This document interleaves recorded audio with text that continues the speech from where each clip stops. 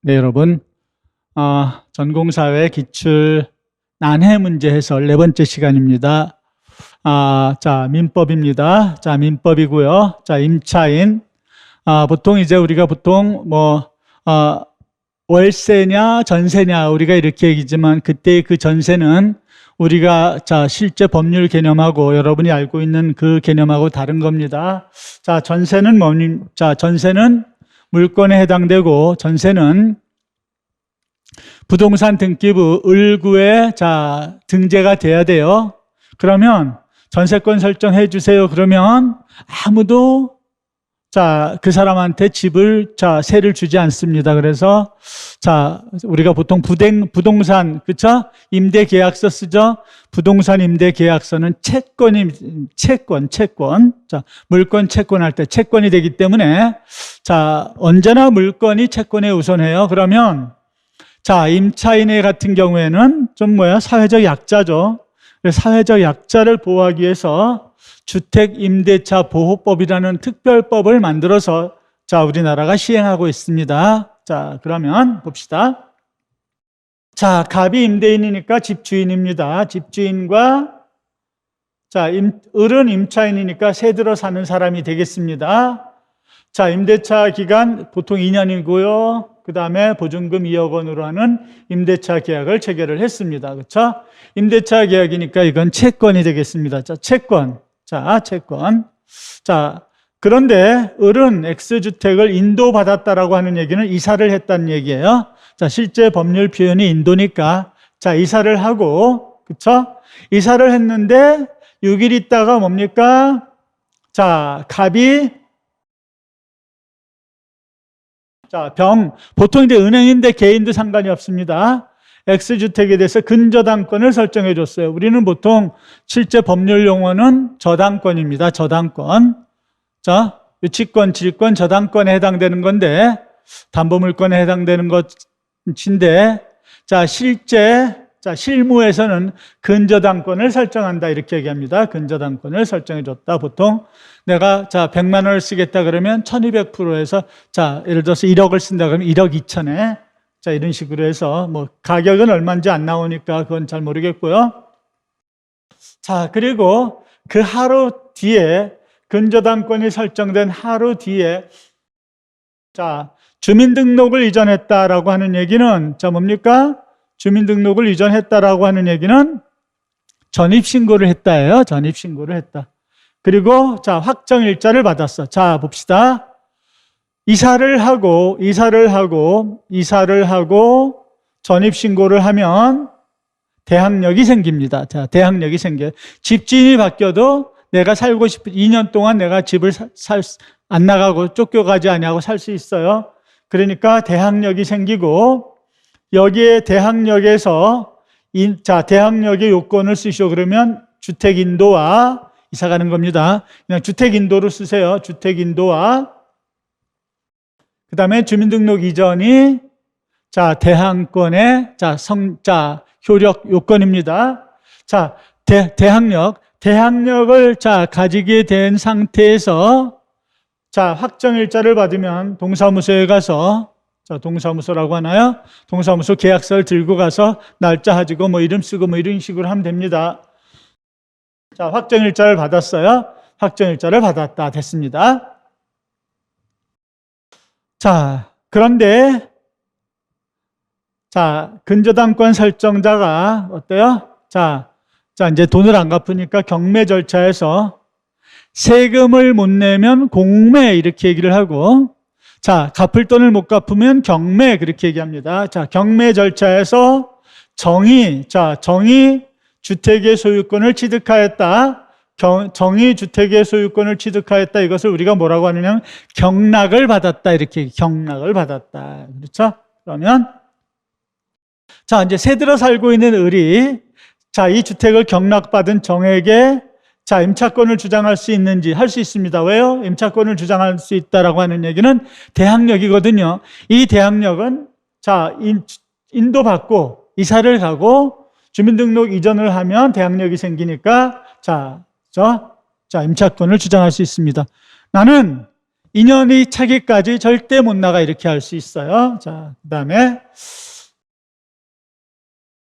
경매대금이 많으면 상관입니다. 부족하면 자, 이제 뭐 어때요? 자, 을과 병 가운데 누가 우선 변제권을 받는지 그 일을 서술하죠. 누가 우선 변제권을 받는지 자, 봅시다. 자, 이제 날짜대로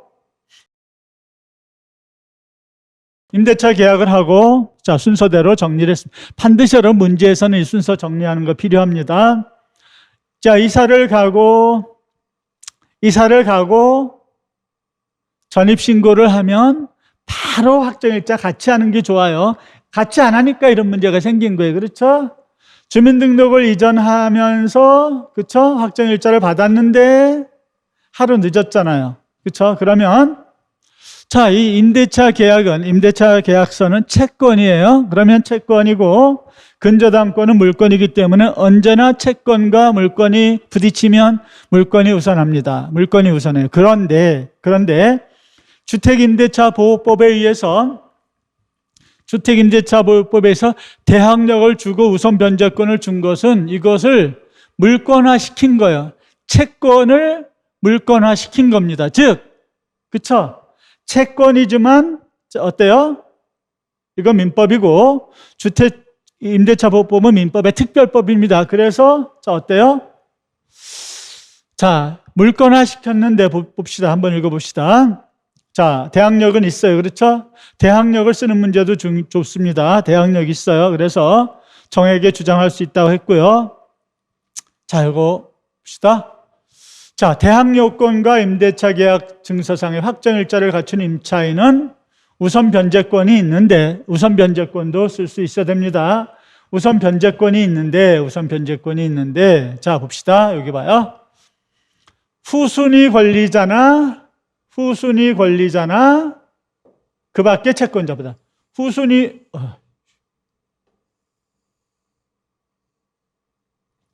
후순위 권리자나 그 밖에 채권자보다 우선해요. 자, 채권자는 뭐 선순위도 상관이 없어요. 물권화 됐으니까. 그러면 자, 후순위 권리자나 근데 자, 근저당권 설정자는 뭡니까? 선순위 권리자죠. 그러니까 근저당권이 우선합니다. 그렇죠? 근저당권 설정자가 자, 이 을보다 우선합니다. 그래서 자, 어떻습니까? 자, 을과 병 가운데 누가 우선하여 변제받는지 자, 병이 되겠습니다. 그렇죠? 근저당권 설정자인 병이 우선해서 자, 어때요? 변제를 받습니다. 먼저 돈을 찾아가는 거예요. 자, 먼저 돈을 찾아가게 된다. 자, 그건 왜 그래요? 자, 이것 때문에 이게 몇 조죠? 자, 봅시다. 자, 주택임대차보호법 제3조의 2호에 의해서 근저당권 설정자가 하루 차이로 우선합니다. 하루 차이로 우선한다. 그렇죠? 대항력이 인정된다. 됐죠? 이것이 1번 문제였죠? 그 다음에 자, 2번 문제였습니다. 자, 대항력과 우선 변제권 관련된 요소, 그렇죠? 자, 대항력의 요건 뭡니까? 대항요건 뭡니까? 자, 주택의 인도와 그 다음에 주민등록 이전이죠. 그렇죠? 주민등록 이전. 그 상태에서 확정일자를 갖추면 우선 변제권이 생깁니다. 그렇죠? 우선 변제권이 생기는데 그러면 어때요? 물권처럼. 자, 물권이 뭡니까? 소유권, 점유권. 자, 그 다음에 제한물권으로 용익물권, 지상권, 지역권, 전세권, 유치권, 질권, 저당권. 그래서 물권은 8종입니다. 물권 8종은 기본적으로 여러분 기억하셔야 됩니다. 그래서 그럼에도 불구하고 자, 부동산 임대차, 그렇죠? 주택임대차보호법에 의해서 이게 좀 안 읽네요. 주택임대차보호법에 의해서 좀 서민들에게 어떤 혜택을 준 거죠. 그렇죠? 자, 혜택을 준 겁니다. 자, 준 거다. 문제 됐죠? 네. 이 문제도 자, 최근 문제예요. 그렇죠? 최근 문제인데 자, 대항력과 대항력의 요건과 우선 변제권. 자, 이런 부분이 아직 출제가 되지 않고 있기 때문에 괄호 넣기 가능성이 굉장히 다분합니다. 그러면, 지금 이제, 자, 기출 난해 문제를 한 30개 정도를 할 생각으로 있습니다만은, 이 부분도 정리를 잘 해두시면 여러분이 실제 시험에서 여러 문제가 날 가능성이 많으니까, 경시하지 마시고 몇 번 반복해서 들어주시면, 이런 문제가 이렇게 됐구나. 자, 그쵸? 봅시다. 3번. 여러분이 이 설명을 듣지 않으면, 그쵸? 제 설명을 듣지 않으면, 위에 있었네. 여러분, 이 부분의 잘못된 점을 어떻게 잡아내겠습니까? 못 잡아냅니다. 그렇죠? 자, 그렇죠? 불기소 처분해서 바로 재정 신청으로 갔잖아요. 이거 안 된다고 했죠. 그러면 여러분이 어떤 징검다리 하나를 건너뛰게 되면